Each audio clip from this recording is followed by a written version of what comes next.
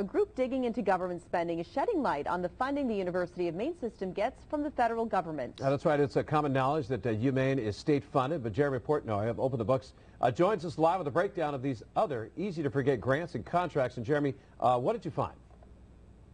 Good morning, Jeff and Katie. So we went in dollars going into the University of Maine system. So that's money from the Department of Education, of course, but 24 different federal agencies as well. You've got the Department of Defense in there, Commerce, Agriculture, all these different grants and contracts flowing into the college. And what projects has that money paid for? So the biggest grants in there were for the New England Aqua Ventus project. That's, of course, Maine's plan to start developing some offshore wind energy, just one of the many initiatives they've been planning. There's money in there for a sound monitoring system in the Gulf of Maine to study North American right whales. There's money to study drone boats and how they could be used in the military. Those are just a few examples, though. There's over 1,000 grants in there that we found. Well, so these numbers mean the University of Maine is actually getting more money from the federal government than the state, right?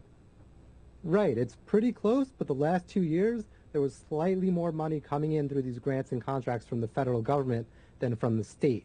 And tuition money is right up there as well. It's all about even, about 250 to 300 million from each of those three sources. So that means there's a much lower burden on the students, which is good. If you look 20 years ago, there was a lot more money coming from tuition than there was from government sources. Now it's all pretty much even. And how does the University of Maine's funding compare to other state schools?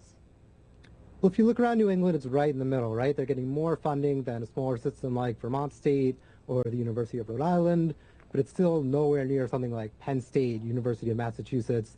They're getting $4 billion to $5 billion in this 5-year span, which is even more than an Ivy League school like Harvard or Yale.